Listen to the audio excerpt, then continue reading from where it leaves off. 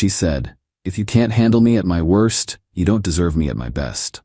I replied, "You're right, I don't." Then I packed her things while she was at her mom's. The 35 missed calls started when she realized I'd changed the locks. I, 31 male, had been with Brooke, 29, for 3 years. We'd been living together for the last 18 months in my apartment. The quote in the title? She'd say it at least twice a week, usually after doing something completely unhinged. Examples of her worst that I was supposed to handle. Throwing my PlayStation controller at the wall because I asked her to turn down her music at 2 a.m. Calling my mother a dried-up hag at dinner because she suggested Brooke help with dishes. Getting blackout drunk at my company holiday party and telling my boss his wife looked like a discount escort. Maxing out her credit cards on clothes, then crying about how I didn't support her mental health retail therapy. But last Tuesday, that was the final straw. I came home from a 12-hour shift at the hospital, I'm a radiology tech, to find my apartment destroyed. And I mean destroyed. Broken dishes everywhere, my work laptop smashed, the TV had a heel through it, my couch was soaked in what smelled like wine and bleach. Brooke was sitting in the middle of it all, mascara running, holding a hammer. "What the hell happened?" She looked up at me with this weird smile. "I saw you liked that skanks photo on Instagram." "What? What photo?" "Don't play dumb." "Heather from your work, the one with the fake tits." I pulled out my phone, confused. Heather had posted a picture of her new rescue dog. I'd liked it because it was a cute dog. I showed Brooke. She laughed. Actually laughed. "You think I'm stupid? She wants you, and you encouraged her. By liking a dog photo?" That's when she stood up, still holding the hammer, and said it. The magic words. "If you can't handle me at my worst, you don't deserve me at my best." Something in me just snapped, but not in the way she expected. "You're right," I said, deadly calm. "I don't." Her face went through about 6 different expressions. "Wait, what? I don't deserve this. You're absolutely right." I turned around and left, got in my car and drove to my buddy Jerome's place. He took one look at my face and just handed me a beer. The next morning, I called in sick to work. Waited until 10 a.m. when I knew Brooke would be at her mom Darlene's house. She went every Wednesday for their prayer circle/wine morning. Then I went back to my apartment with Jerome and his pickup truck. We packed everything that was hers, and I mean everything. Her clothes, her makeup hoard, her collection of those creepy dolls, her vision boards, all 47 pairs of shoes, even the half-empty shampoo bottles. If it was hers, it went in a box. While packing, I found some interesting things. 4 credit cards I didn't know she had, all maxed out. A journal where she'd written about how she was training me to be her perfect ATM. Screenshots of conversations with someone named Diego, where she called me the placeholder. I took photos of everything, especially the destruction and her journal pages. Changed the locks, $180 well spent. Changed the building entry code. Even changed my Netflix password, petty but necessary. Put all her boxes in the building storage room with a note. "Your belongings. You have 48 hours to collect them." The placeholder. The first call came at 2:14 p.m. I didn't answer. By 6 p.m. I had 35 missed calls, 89 texts, and 12 voicemails. They started off sweet. "Baby, I went home and you changed the locks. Is this a joke?" Then confused. "I don't understand what's happening. Call me back." Then angry. "You can't just lock me out of my home." Then threatening. "I'm calling the police." Then bargaining. "Please, we need to talk. I love you." I responded once. "Your belongings are in the storage room. Building code is 4429. You have 48 hours. That's when Hurricane Brooke made landfall. Update 1, y'all. The entitlement escalated fast. First, she did call the police. 2 officers showed up at my door looking tired. I showed them my lease, only my name, photos of the destruction. Were journal entries about me being a placeholder. Text messages where she admitted to breaking my property. Officer Martinez actually whistled. "Sir, if anything, you could press charges. I just want her to leave me alone." They left. 20 minutes later, Brooke and her mom showed up with the same cops. Darlene was shrieking about domestic abuse and illegal eviction. Officer Martinez looked done. "Ma'am, we just explained. She's not on the lease. She destroyed property. She admitted to it in writing." Darlene pulled out her phone. "I'm recording this. This is discrimination against women. The younger cop, ma'am, please stop. My daughter has rights. She's been living here. That makes her a tenant. I finally spoke up. Actually, she's been staying here rent-free. Never paid a dime. I have bank records showing I paid everything. Brooke started ugly crying. I gave him 3 years of my life and destroyed 3 years of my belongings in one afternoon, I replied. They finally left after the officers threatened to arrest Darlene for harassment. But the entitlement train was just leaving the station. The next morning, I woke up to find my car keyed. Deep scratches spelling out tiny dick on the hood. My building has cameras. Guess who was clearly visible doing it at 3 a.m.? Brooke's mom. Darlene. A 54-year-old woman keyed my car. I filed a police report. Estimate for repairs? $2,100. Then came the social media campaign, but with a twist. Brooke posted our story on TikTok with her crying, claiming I abused her emotionally, isolated her from friends, threw her out because she was too emotional, kept her prisoner in the apartment. The video went semi-viral in our area. 47K views. Problem? She forgot about the apartment's security footage. My building manager, Roberto, is a legend. He saw the video, recognized Brooke, and commented, "Ma'am, we have security footage of you destroying property on Tuesday. Would you like us to post that too?" The video was deleted within an hour. But Brooke wasn't done. Oh no. She convinced Diego, remember him from the journal, to come get her stuff back. This man showed up at my job, at the hospital, during my shift, demanding I be a man and face him. Security escorted him out. My supervisor had to file an incident report. I nearly got suspended until I showed them the messages where Brooke was orchestrating the whole thing. That evening, I got a call from an unknown number. It was Brooke's sister, Kelsey. "You need to take her back." Excuse me? She's staying with me and she's driving me insane. She won't stop crying. She won't stop drinking.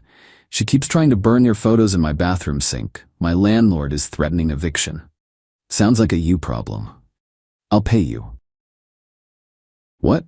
I'll pay you $5,000 to take her back. Kelsey, are you seriously trying to pay me to take back your sister? Yes, she's been here 3 days and she's already destroyed my coffee table, scared off my boyfriend, and got me banned from my yoga studio. How did she?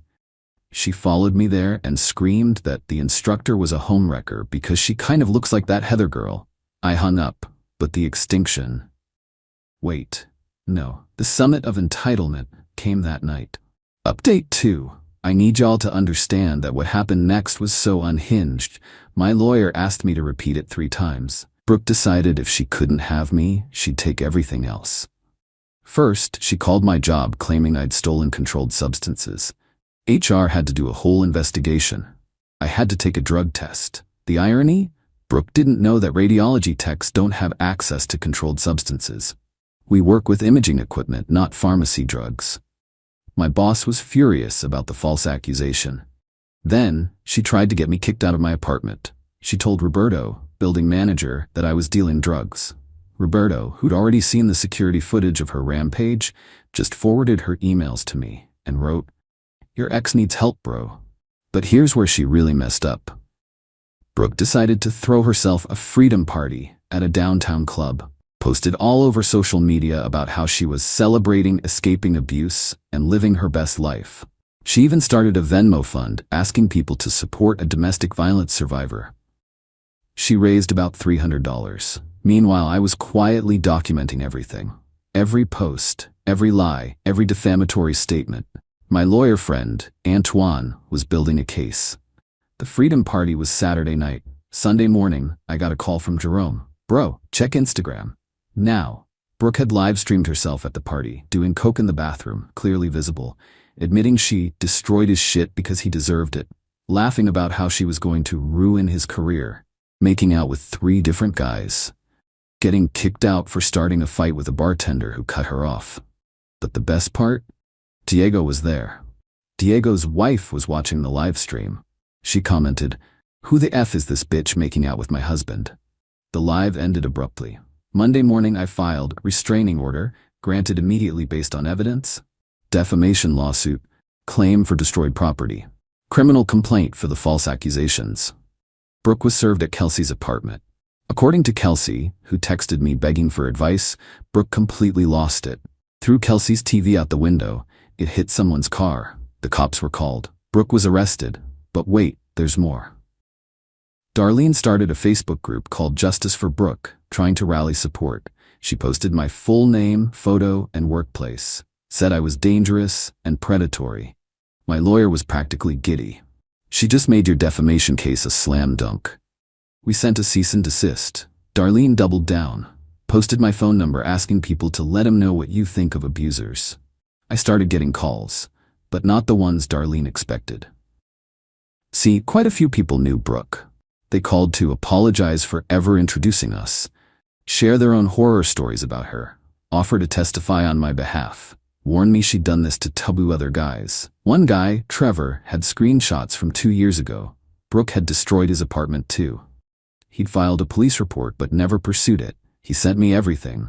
Another guy, Marcus, still had threatening texts from her after he broke up with her. She'd told his job he was embezzling. He lost his position and had to move to another state. We had a pattern. My lawyer upgraded from giddy to ecstatic. Update 3.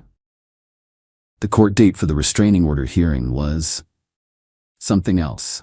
Brooke showed up in a white dress, again with the white dresses in court, with Darlene, Kelsey, and her Aunt Francine. They sat there like they were at a wedding, not a legal proceeding. My side, me, my lawyer, Antoine, and surprisingly, Trevor and Marcus, who flew in to testify. Brooke's lawyer tried to argue I was financially manipulating her by changing the locks. The judge asked how someone who never paid rent could be financially manipulated. He made her dependent on him. The judge looked at my evidence. Sir, do you have records of asking Ms. Brooke to contribute? I pulled out my phone. Showed texts where I'd asked her to help with groceries, utilities, anything.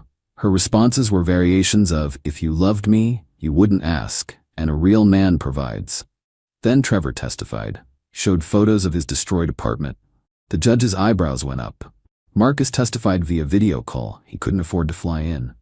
Showed his termination letter based on Brooke's false accusations. Brooke's lawyer tried to object, saying past relationships weren't relevant. The judge disagreed. They establish a pattern of behavior. Then came my evidence: the destroyed apartment, the journal, the keyed car, the false accusations to my employer, the defamatory social media posts. The judge turned to Brooke. Ms. Brooke, would you like to explain? She started crying. I loved him. I gave him everything. He threw me away like garbage. Did you destroy his property? I was emotional. Did you key his car? That was my mother. Darlene stood up. I was defending my daughter. The judge had her removed from the courtroom. Did you make false accusations to his employer? I thought he was on drugs. He was acting strange.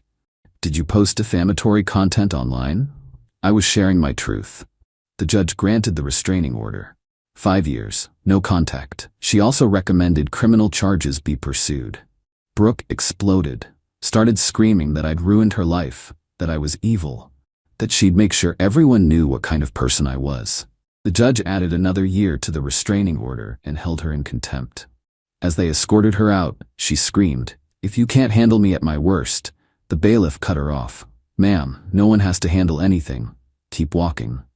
Outside the courthouse, Kelsey approached me. "I'm sorry. She's always been like this. We thought she'd grow out of it. She's 29. Yeah. Mom enabled her, made excuses, said she was spirited and passionate. Really, she's just entitled and cruel." Francine came over, dragging Darlene. "Apologize, now." Darlene glared at me. "I'm sorry you couldn't handle a strong woman." Francine smacked her upside the head. "That's not an apology." She turned to me. "I'm sorry about my sister and niece. They're both insane. Send me the bill for your car. I'll pay it." I was shocked. "You don't have to." "Yes, I do. This family needs to start taking responsibility. Brooks destroyed 3 men's lives that we know of. It ends now." Final update. The criminal case moved forward. Brooke was charged with vandalism, destruction of property, filing false reports, harassment. She pled guilty to avoid jail time. Got 200 hours community service. Mandated anger management, $5,000 restitution to me, probation for 2 years. The defamation lawsuit is ongoing, but my lawyer says it's a slam dunk. But here's where it gets really interesting. Remember Diego? His wife reached out to me. Turns out Brooke had been telling him she was single and that I was her stalker ex. He thought he was protecting her. His wife was less than pleased. She sent me screenshots of Brooke and Diego's conversations. Brooke was planning to baby trap him once his divorce went through. She'd been poking holes in condoms and tracking her cycle. Diego's wife sent those screenshots to Diego.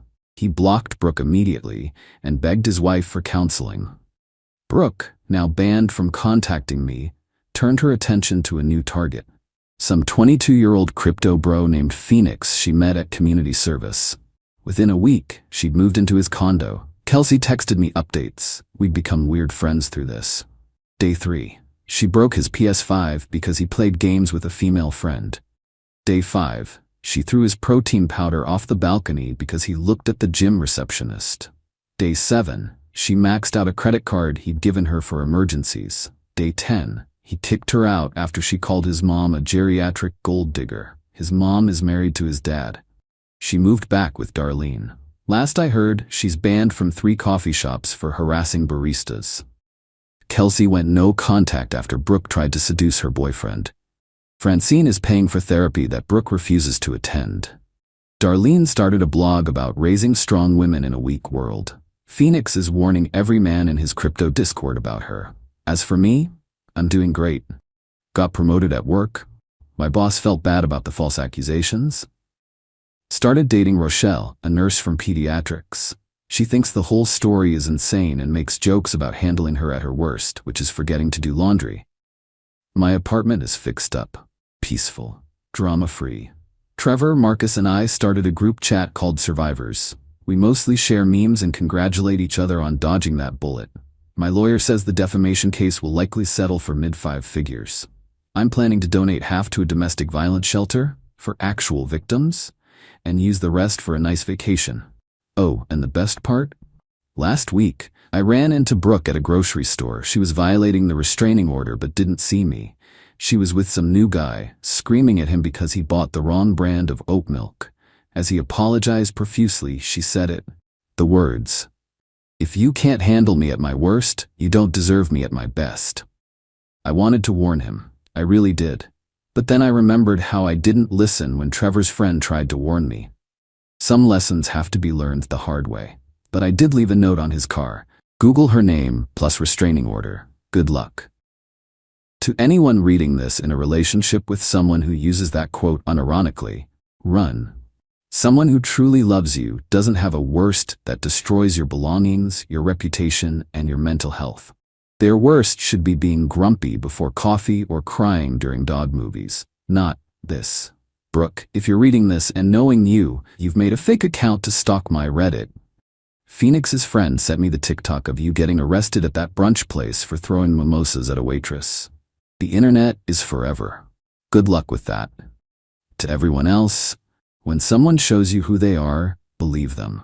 The first time. Not after they've destroyed your apartment, keyed your car, and tried to ruin your career. Choose peace, choose yourself, and definitely choose better locks. Edit, since some of you asked, yes, I'm pursuing the criminal charges for violating the restraining order at the grocery store. My lawyer says it's another nail in the coffin.